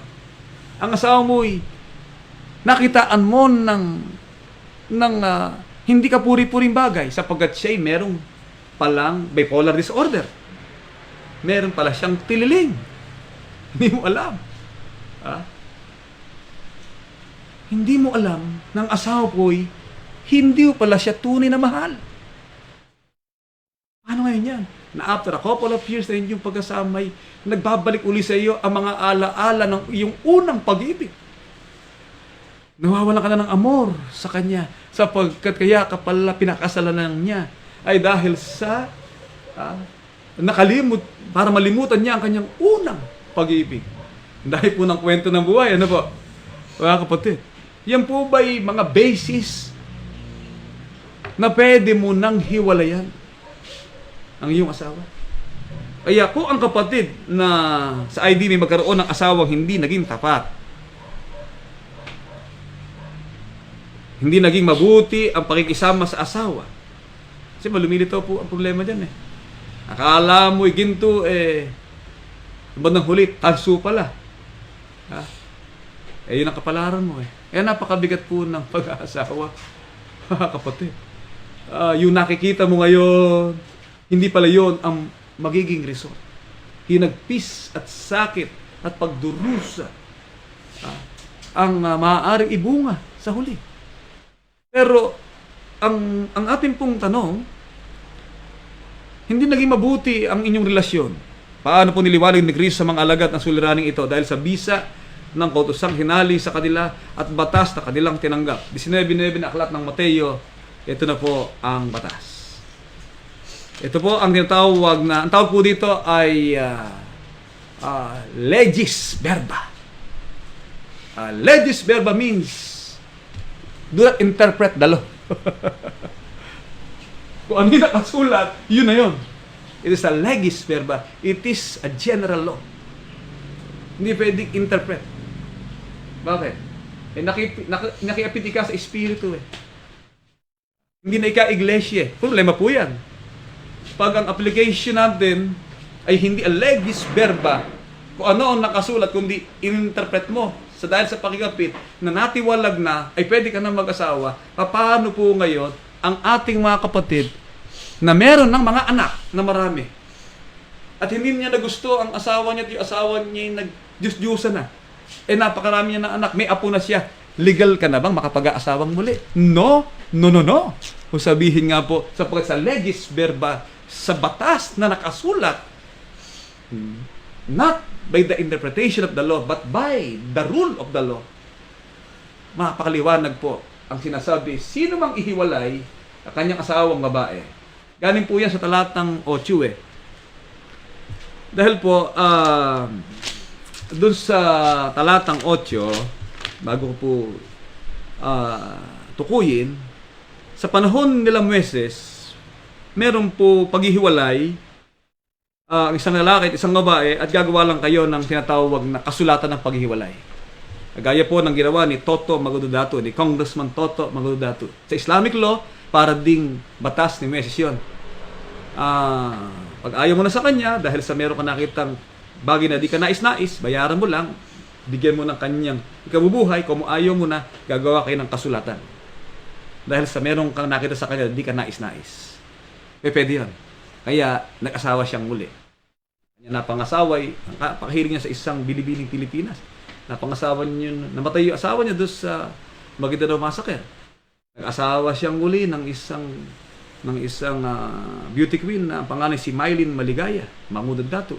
Ngayon, naghiwalay sila, gumawa sila sa Islamic divorce. Kasi yun ang hinusunod nila sa panahon ni Moises. At ngayon ay nag-asawa siya ng isang panibagong beauty queen na ang pangalan ni si Akil Sharifa Akil. Magandang babae, magandang dilag na pangasawa niya. Pwede. Divorce. Sulat lang. Ayaw mo na dahil sa hindi na kayo nagkasundo. Okay. Pero pagdating kay Kristo, kaya mas mabigat kay Kristo eh. Mas matindi ang batas ni Kristo. Sabi niya, sino mang ihiwalay ang kanyang asawang babae. May provision na po. Liban na kung sa pakikiapit. At mag-asawa sa iba ay nagkakasala ng pangangalan niya. At ang mag-asawa sa babaeng niya o na hiniwalayan ay nagkakasala ng pangangalan niya. Wala pong batas ng paghihiwalay kay Kristo. Sapagkat kung ihiwalay mo ang iyong asawang babae, magkaasawa ka sa iba, dahil ang batayan mo, yung asawa ko po ika meron tililing eh. Hindi po ika naliligo sa gabi. Pag po kami ikay magsasama, kapang eh. Pag po ika kami uuwi ako sa bahay, napakarumi sa bahay, hindi maayos sa tahanan. Meron po ikang bipolar disorder, etc. Hindi na po ika nag-iglesia, hindi na po ika sumamba, umayaw na po ika sa Diyos, nakiapid na sa Espiritu. No! Sabi ng Biblia, kasi ang legis pero pinag-uusapan dito ay pag-aasawa ng babae sa lalaki. At hindi ang tinatawag na ugnayan mo sa Diyos sa iyong religion. Okay, sa mga bagay na hindi kayo nagkasundo. Liban lang sa pag-apit. Pag sinabi mo liban lang, ito lang ang divorce provision. Yan lang po ang provision of the law para malagot ang tinatawag na pag-asawa. Kaya ang mga apostol sumakit ang ulo eh. Sabi ng mga apostol sa bandang huli, maintindihan po natin. ang paliwanag ng mga apostol. 19:10 hanggang 12. Dahil sa kung ganyan ang kalagayan ng lalaki, kimesi ka, maluwag. Pag ayaw mo na, divorce paper lang. Okay na. Si Kristo, hindi. Hindi naging tapat dahil sa utang, hindi naging tapat dahil sa pamumuhay, hindi naging tapat dahil sa mga bagay ng inyong pag-uugnayan, ngunit walang third party na pinag-uusapan, walang lalaki o walang babae ang iyong asawa, hindi po pwedeng malagot ang inyong ugnayan. Hindi kami pwede magsame. Ha? Mga kapatid, paano gagawin ninyo? Basta pag na rin kayo maging magkagalit. Hindi baling kayo'y maging magkaibigan kayo, wag lang kayo magkaaway. Ngayon, kung ayaw nyo na sa isa't isa, dahil nawala na ang tinatawag na intimacy of desire between the man and woman, uubra yun. Kaso lang, magmomongha ka habang buhay. Magmomonghi ka habang buhay. Hanggat nabubuhay ang iyong asawa. Ang mga alagad ay nagsabi sa kanya, napakahirap pong magmonghe. Bakit? Alam niyo ba ang sakit ng isang monghe? Nagkakasakit sa prostate cancer. Bakit? May reproduction system ang isang lalaki. Yung reproduction system na yun dapat ay yun ay mag-circulate. Nangyayari ngayon naipon ngayon yung mga bagay ng yung pagkalalaki, di magkakasakit ka ng prostata. Pangunahin po naging sakit yan ng mga monghe. Dahil wala kang asawa. Hindi ka pwedeng umabit sa iba. Hindi ka pwedeng humipo sa iba. At lalo hindi ka pwedeng, yung sinasabi na iba, napakabilis naman ikang bumili ng 1 kilong karne sa pamilihan by way of prostitution. Hindi ubra. Ang mga alagad ay nagsabi, kung ganyan ang kalagayan ng lalaki sa kanyang asawa, kung ganyan lang, problema lang pala ang idudulo. Dahil sa bandang huli, hindi kayo magkakasundo. Sa bandang huli, magkakaproblema ang inyong pag-asama ay hindi nararapat mag-asawa. Kung ganyan, sa tindi ng higpit ng batas. Kaya nga dapat po sa pag-asawa, una, naampunin niyo, mahal mo ang iyong mga pag-asawa. Mahal mo, kasi pag mahal mo, mahal, nadinig po natin sa mga love, pag mahal mo, matatanggap mo kahit sino pa siya, kahit siya ay may bipolar disorder, kahit siya ay may pagkukulang sa buhay, kahit siya. Sa pagkatandaan po natin, nung kayo ikasal na ministro, sa hirap at sa ginhawa, sa kaligayahan at kasikiyahan, dumating ang panahon ng tinatawag na problema, solusyonin niyo ang inyong problema. Iligtas mo ang iyong asawa kung siya'y naalipin ng isang virtual enemy. Iligtas mo ang iyong asawa kung siya'y naalipin ng espiritu ng mga bagay, ng teknolohiya na maaaring sumira ng kanyang pagiging tapat sa iyo. Mga kapatid, meron kang misyon na gagawin. Pero, ang bagay kang ito, hindi nga nagkasundo hindi na nga nagkasundo, hindi ikaw matatanggap ng lahat ng mga tao pananalitang ito. Kundi niya pinagkalooban. Bakit po? Sapagat ang lalaki at babaeng naghiwalay at hindi na nagkasundo, humahanap uli. Humahanap o hindi? Hahanap at hahanap yan. Bakit po? Ng kanyang mapangasawa sapagat siya'y bata pa. Hindi pa siya lipas ng panahon. Kailan lang malilipas ang panahon ng isang lalaki at ng isang babae pag umidad na ng 60 taon, ayon kay Apostol Pablo, ang isang babaeng balong bata, ang isang babaeng nahiwalay, kikirento dyan. Kikirengking yan. Pag yan, mga kapatid, ay nakuryente sa kapangyarihan ni Adonis sa pamamagitan ng kanyang makapangyarihang hipnotismo at magneto. Bakit? Sapagkat siya ay kinakailangang muling magmahal at muling humanap ng bago pag-ibig. Hindi ka matatanggap ng mga taong panalitang ito. Ang makakatanggap lang mga mananampalataya. Kasi po, bakit matatanggap ito ng mga mananampalataya? 12. Ito dahilan eh. Sapagkat may mga bating, what is bating?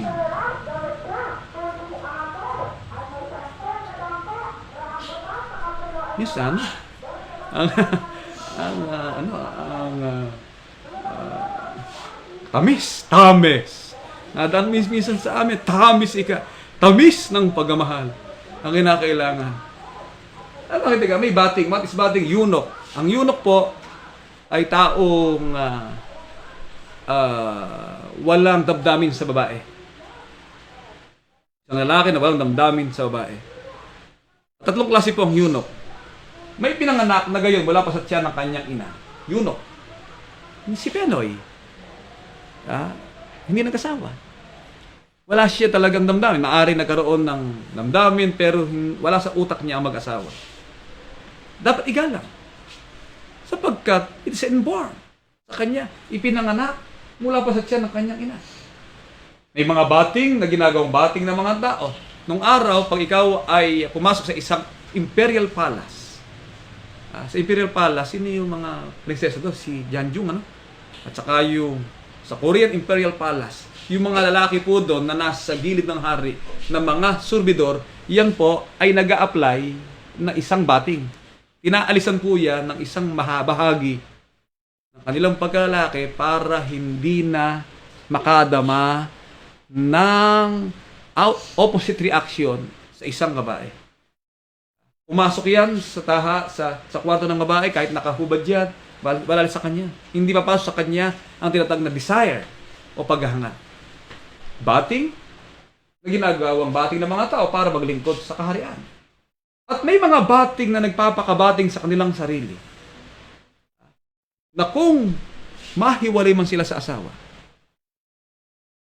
bagamat nahiwalay dahil hindi na nga nagkasundo nawala na yung intimacy, hindi sila nagkakagalit, pero hindi sila nagminiig.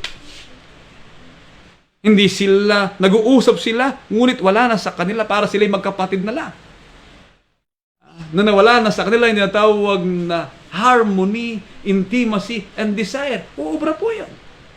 Sapagkat yun ang reality na maaaring sumapit sa isang mag-asawa na talagang nawala ang amor. Pero kung hindi ko mo nawala ang amor, ay hindi ka na maligtas ka pa rin. Bakit po? Sapagkat magpapakabating ka dahil sa kaharian ng langit, hindi ka nahihipo sa babae, hindi ka na kukuha ng babae para iyong makasiping. Sapagkat ikaw ay nagpapakabating sa kaharian ng langit, ang makakatanggap ito'y pabayaang tumanggap. Napakabigat. Sabi ng mga apostol, kung magkaganyan ang resulta ng inyong kasal, kung resulta ng iyong kapalaran, na in the end of the day, nakita mo, habang tumatagal, ay lalo lumalamig. Ang maganda sana, habang tumatagal, ay lalong umiinit. Hindi po habang tumatagal, ay palamig ng palamig ng palamig. May solusyon. Papakabating ka, hindi ka hihipo sa babae. Hindi ka kukuha ng karni ng may karni. Hindi ka kukuha para bilin. Hindi ka sisiping sa kayo naman. Papakabating ka alang-alang sa kaharian ng langit sapagkat hindi po nalalagot ang inyong pagkasama dahil lang sa mga bagay na hiwalay o hindi nakasali sa nag-iisang provision of the law as a legis verba, pakikiapit. Doon lang.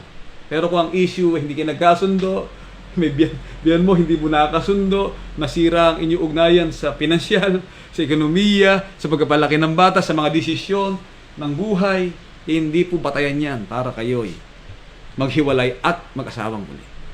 Mga kapatid, yan ang tuntunin ng pananampalataya.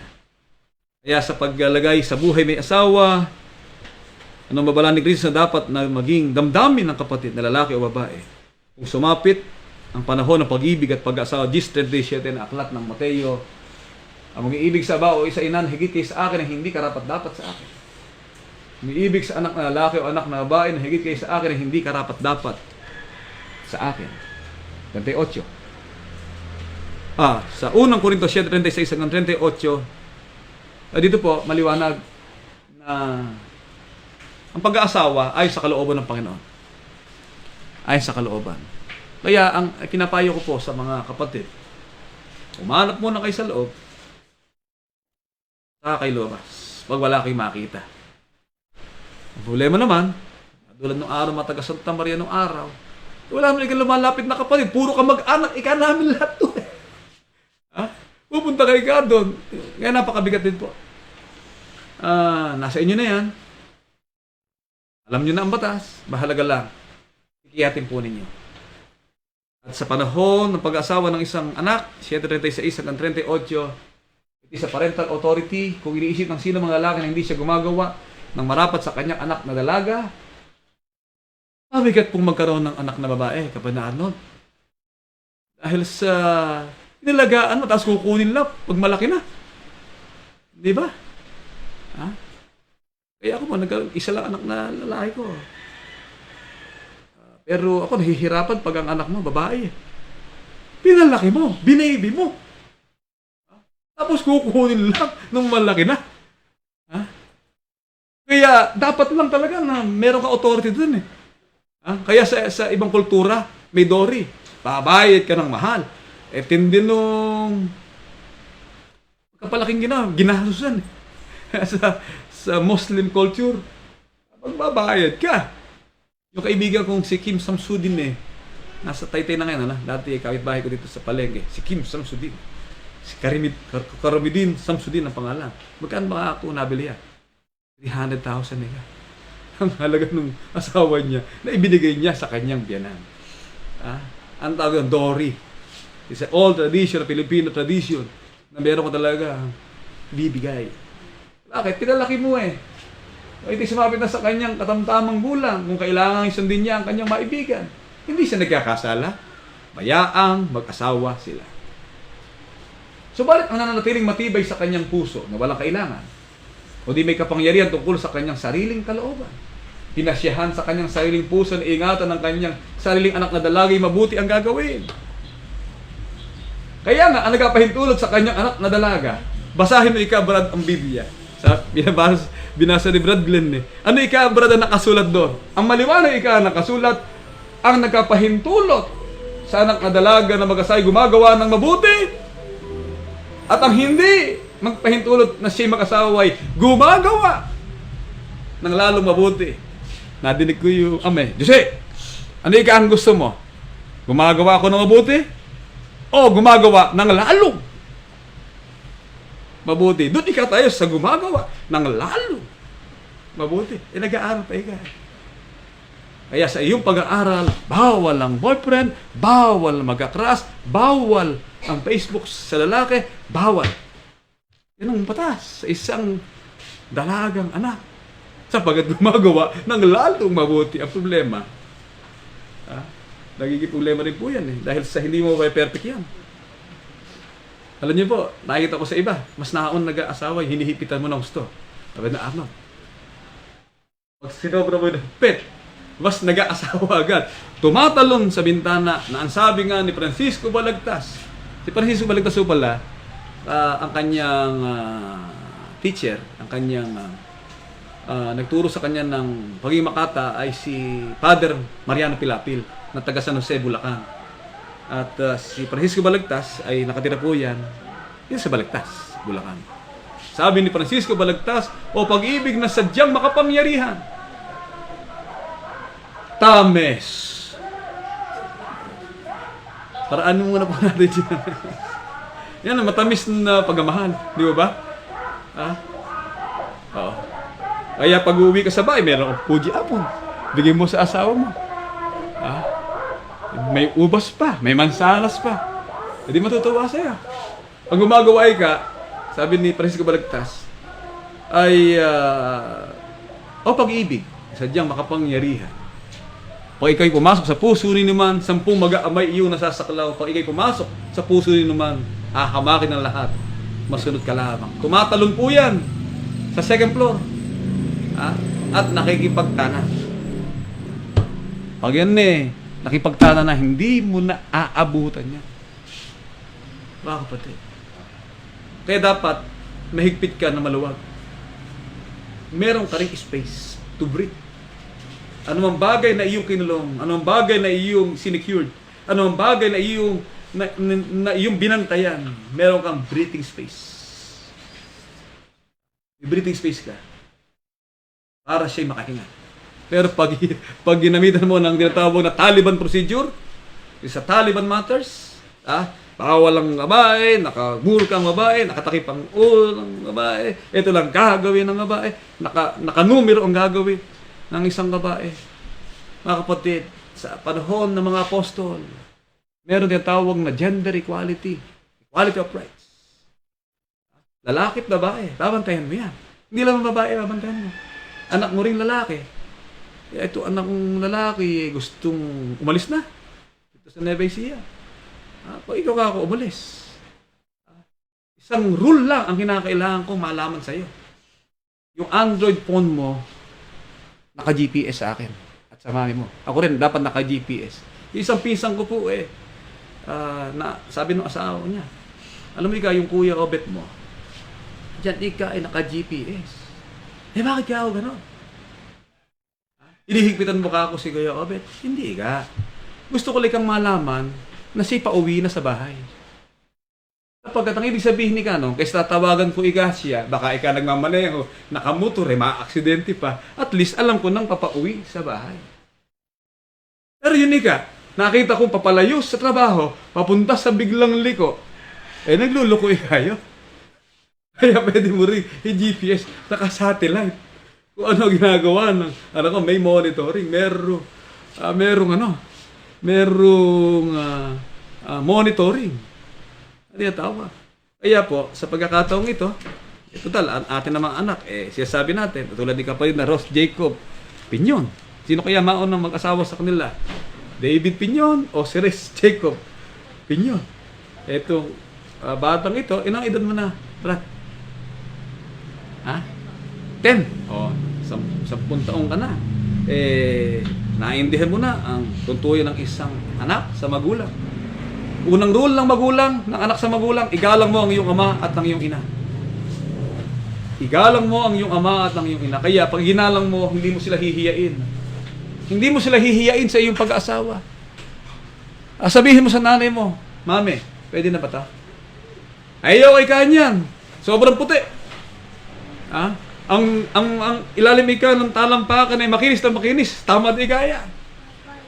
Ganun ang mangyayari. Kaya kailangan, pakita mo muna. Pasuri mo. Pakilatis mo. Pag yan ay inismidan ng mga babaeng Batanggay niya, inismidan. Mga ganon. Sabihin, laglag yan. I-out mo yan. Sabad ng huli, hindi kayo magkakasundo. Kinakailangan, pepercent mo. Igala mo ang iyong ama at ang iyong ina na siyang unang utos na may pangako upang ikaw ay humaba ang buhay, upang ikaw ay gumanda ang buhay, upang ikaw ay maging maayos ang buhay sapagkat pagdating ng araw, kung anong ginawa mo, siya rin gagawin sa iyo ng anak mo. Ginala mo ang iyong ama't ina, gagalang ka rin ng saninlahing susunod sa iyo. Kaya si kapatid na Ross Jacob, sa kanya 10 taong gulang, ay napakasipag po niyan. Minsan sabay-sabay kami ng ditirayan niya at saka mami niya, pag uwi namin ngayon, 2 bata ay nagwawalis. Talagang inaayos po nila ang kanilang mabibigyan ba ng cellphone niya na halagay 17,000? Kung hindi mabait? Bibigyan mo ba ang anak mo ng isang bagay na kailangan niya kung hindi mo nakitang humuhusay at gumagaling sa paaralan at bumubuti at nakita mo maayos ang kanyang kalagayan? Hindi tulad ng mga kabataan sa ating panahon na makikita natin na talagang hindi maayos. Kaya dito po, mga kapatid, ay nakikita natin na kinakailangan po yung kabaitan ay mahalaga. Yung kabaitan. Yun lang po, bilang magulang, yun lang ang hinihingi natin sa ating mga anak, yung kabaitan. Pag kasi mabait, hindi ka mapapahiya. Hindi ka hihiyain. Sabi nga sa anak ko, isa lang ang requirement ko, huwag mo akong hihiyain. Yun lang. Ano kailangan mo? Bibigay ko. Magkano baon mo? Aliit naman nga ako nung mabaoin mo. Ibigay mo lahat na ibigay. Sapagkat pagtapos ka na, sa pagbibigay siya naman. Ganun lang po yun. Yun ang ugnayan na magulang sa anak. Ibigay mo yung kanyang pangailangan at magsikap siya sa pamumuhay. Kaya sa kalagayang ito ng ating kapatid, naghahain ng pasalamat. Marito nga kapatid na Ross Jacob, Pinyon, at sa bisa na isama na rin yung mga magulang mo. Dahil under age ka pa eh. Sa bisa ng karapatang ipinagkatiwala ng Diyos sa kanyang mga mangaral na kinakasangkapan, tanggapin po ninyo ang basbas ng kanyang pagkapala. Pagpalain nawa kayo ng Panginoon at ingatan kayo. Paliwanagin nawa ng Panginoon ang kanyang mukha sa inyo at mahabag sa inyo. Ilingap nawa ng Panginoon ang kanyang mukha sa inyo. Bigyan kayo ng kapayapaan. Amen. Kaya po, sa pagkakataong ito, tayo po sama-samang tumindig at mag-ukol. Amigling panalangin sa pagkatapos ng ating pag-aaral. Panginoon namin Diyos, amang banal na makapangyarihan sa lahat. Sa mga sandali pong ito, dakilang Ama, matapos na aming kapag-aralan ang gintong butil ng iyong mga katotohanan. Loobin mo, Panginoon, naway matala ng malalim sa liha ng aming mga puso. Aming pong malakaran, aming pong may sakabuhayan. Habang pinautang po kami ng buhay at mga kalakasan. Salamat, Panginoon. Maraming salamat po sa karapatan na ipinagkatiwala mo sa bawat iya sa amin na hanggang sa mga sandali pong ito ay nagagampanan po namin ang mahalagang bahagi ng aming mga gawain. Alalahain mo po at ariin mo pong isang samyong nakaulugod sa iyong mataas na sinapunan ng aming mga pag-aalay. Lakit na rin ang pasalamat ng aming mga kapatid na naghahain ng pasalamat sa pagsapit ng karawan ng kanilang anak na si kapatid na Ross Jacob Pinyon. Pinarin, Panginoon, sa pagkakataong ito, ang aming mga pagluwalhati sa iyo ay makararating na palagi sa iyong banal na kaitaasan, magsilbing katunayan, patotoo ng aming paglilingkod at pananampalataya. Sa aming buhay at kalagayan ay ginawa po namin ng nararapat. Ginawa po namin na masunod namin ang iyong mga kalooban hanggang doon sa oras ng aming mga kamatayan. Nabubuhay po kami sa daigdig na ito, na puno ng mga pangamba, ng mga pag-alala at mga suliranin ng buhay na di namin may iwasan. Sapagkat ang lahat ng mga bagay na dumarating ay naaayon sa iyong kalooban. Lakasan mo lamang po ang aming mga loob, na aming harapin na may pananampalataya at katapangan ang mga bagay na hindi namin may iwasang mangyari sa aming mga buhay. Ang mga karandamang tinatagli ng aming mga kapatid, ang mga suliranin ng buhay, na dulot ng ligalig ng daigdig na ito. Hindi po ito maging hadlang upang manghina kami sa pananampalataya. Hindi rin po ito maging hadlang upang masira ang pagsasama ng iyong mga anak na pinapagsama mo at tinalian mo sa kautusan ng iyong katwiran. Kundi mananatili sa aming mga puso ay mananatili ang kahabagan, ang kahatulan, ang kagandahang loob, at ang pagtatapat sa puso ng bawat isa sa amin.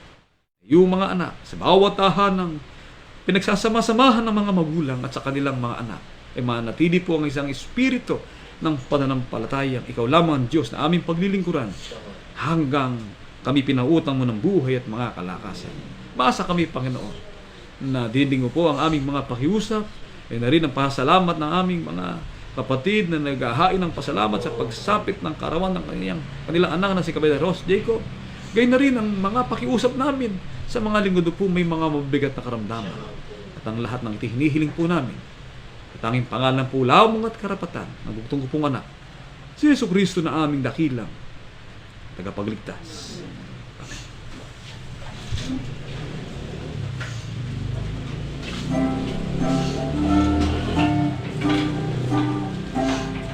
Ito kami na iyong alipin, iisa sa iyong piling. Kami ay ihahain, sana ay marapatin.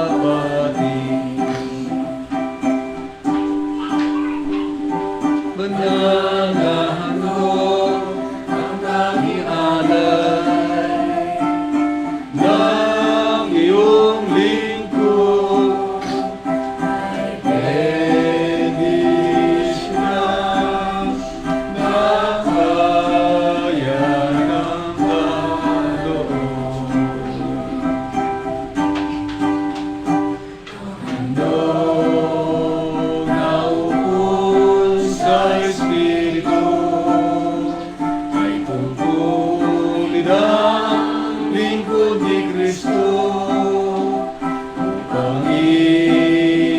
ipahayag ang Ebanghelyo ng kanyang ministeryo.